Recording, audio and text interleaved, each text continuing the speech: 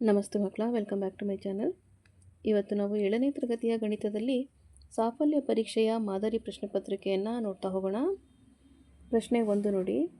5 into 10 lakh plus 6 into 1 lakh plus 7 into 10,000 plus 4 into 1,000 plus 0 into 100 plus 4 into 10 plus 5 into 1. ಇದನ್ನು ಸಂಕ್ಷಿಪ್ತ ರೂಪದಲ್ಲಿ ಬರೆಯಿರಿ. ಪ್ರಶ್ನೆ 2. ಒಂದು ರಾಜ್ಯದಲ್ಲಿ 2002-2003ನೇ ವರ್ಷದಲ್ಲಿ ಮಾರಾಟವಾದ ಬೈಸಿಕಲ್ಗಳ ಸಂಖ್ಯೆ 7,43,000 ಮತ್ತು 2003 ಮತ್ತು 4ನೇ ವರ್ಷದಲ್ಲಿ ಮಾರಾಟವಾದ ಬೈಸಿಕಲ್ಗಳ ಸಂಖ್ಯೆ 8,100,000. ಯಾವ ವರ್ಷದಲ್ಲಿ ಹೆಚ್ಚು ಬೈಸಿಕಲ್ಗಳು ಮಾರಾಟವಾದವು? ಎಷ್ಟು ಬೈಸಿಕಲ್ಗಳು ಹೆಚ್ಚಾಗಿ ಮಾರಾಟವಾದವು? ಪ್ರಶ್ನೆ 3 ನೋಡಿ.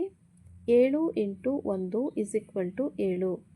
ಇದು ಪೂರ್ಣ ಸಂಖ್ಯೆಗಳಿಗೆ ಸಂಬಂಧಿಸಿದ ಯಾವ ಗುಣಲಕ್ಷಣವಾಗಿದೆ? ಪ್ರಶ್ನೆ 4. 20ರ ಅವಿಭಾಜ್ಯ ಅಪವರ್ತನಗಳನ್ನು ಬರೆಯಿರಿ. ಪ್ರಶ್ನೆ 5. 12, 16 ಮತ್ತು 24ರಿಂದ ಪೂರ್ಣವಾಗಿ ಭಾಗವಾಗುವ ಕನಿಷ್ಠ ಸಂಖ್ಯೆಯನ್ನು ಕಂಡುಹಿಡಿಯಿರಿ. ಪ್ರಶ್ನೆ 6.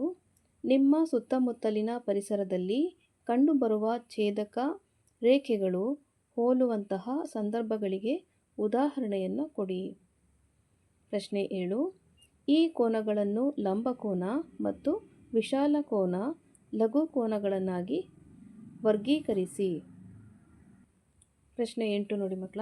ಇವುಗಳನ್ನು ಹೊಂದಿಸಿರಿ. ತ್ರಿಭುಜದ ಬಾಹುಗಳ ಅಳತೆಯನ್ನು ಕೊಟ್ಟಿದ್ದಾರೆ ಹಾಗೂ ತ್ರಿಭುಜದ ವಿಧವನ್ನು ಕೊಟ್ಟಿದ್ದಾರೆ.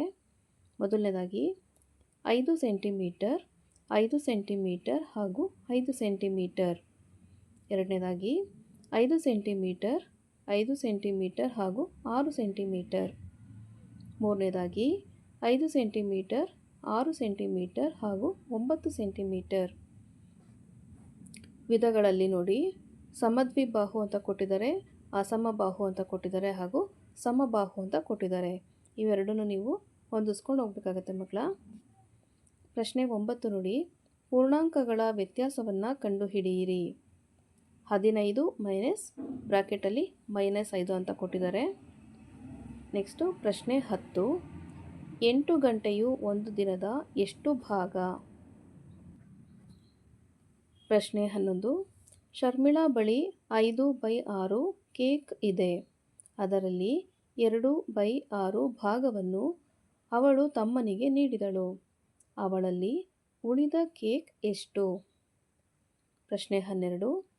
4/5 ದಶಮಾಂಶ ರೂಪದಲ್ಲಿ ಬರೆಯಿರಿ. ಪ್ರಶ್ನೆ 13. ರಾಣಿಯ ಹತ್ತಿರ 18 ರೂಪಾಯಿ 50 ಪೈಸೆ ಮೊತ್ತವಿತ್ತು. ಅವಳು 11 ರೂಪಾಯಿ 75 ಪೈಸೆಗೆ ಒಂದು ಐಸ್ ಕ್ರೀಮ್ ಖರೀದಿಸಿದರೆ ಅವಳಲ್ಲಿ ಉಳಿಯುವ ಹಣವೆಷ್ಟು? ಪ್ರಶ್ನೆ 14.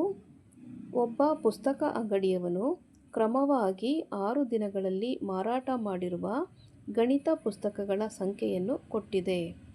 ಈ ದತ್ತಾಂಶಗಳಿಗೆ ಸ್ತಂಭ ನಕ್ಷೆಯನ್ನು ರಚಿಸಿ.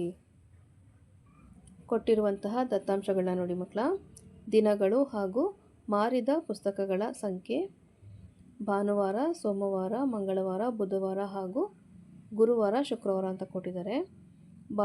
ಭಾನುವಾರದಂದು 600, ಸೋಮವಾರ 400, ಮಂಗಳವಾರ 300, ಬುಧವಾರ 500, ಗುರುವಾರ 200 ಹಾಗೂ ಶುಕ್ರವಾರ 700.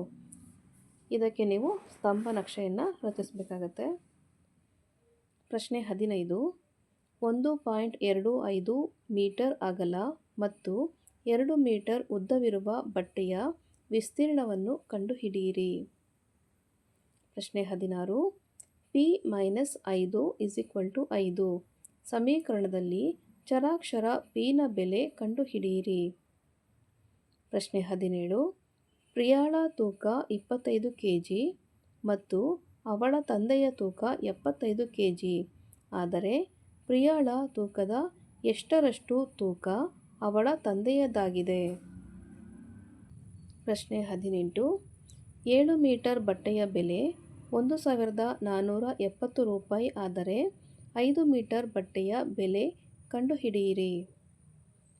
ಪ್ರಶ್ನೆ 19.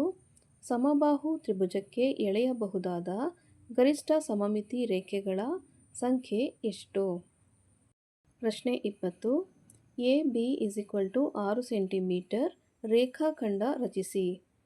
PQ ಲಂಬಾರ್ಧಕ Oನಲ್ಲಿ ಛೇದಿಸುವಂತೆ ಕೈವಾರವನ್ನು ಉಪಯೋಗಿಸಿಕೊಂಡು ಲಂಬಾರ್ಧಕವನ್ನು ಎಳೆಯಿರಿ. ಮಕ್ಕಳ, ಇಲ್ಲಿಗೆ 7ನೇ ತರಗತಿಯ ಗಣಿತದಲ್ಲಿ ಸಾಫಲ್ಯ ಪರೀಕ್ಷೆಯ ಮಾದರಿ ಪ್ರಶ್ನೆ ಪತ್ರಿಕೆ ಮುಕ್ತಾಯಗೊಂಡಿದೆ ಮಕ್ಕಳ. ಈ ಒಂದು ವಿಡಿಯೋ ನಿಮ್ಗೆ ಇಷ್ಟ ಆದಲ್ಲಿ ದಯವಿಟ್ಟು ನಮ್ಮ ಚಾನಲ್ನ ಲೈಕ್ ಮಾಡಿ, ಶೇರ್ ಮಾಡಿ, ಸಬ್ಸ್ಕ್ರೈಬ್ ಮಾಡಿಕೊಂಡು ನಾವು ಹಾಕುವಂಥ ಎಲ್ಲ ವಿಡಿಯೋನ ನೋಡ್ತಾ ನಮ್ಮನ್ನು ಎನ್ಕರೇಜ್ ಮಾಡ್ತಾ ಹೋಗಿ ಮಕ್ಕಳ. Thank you for watching. Bye bye.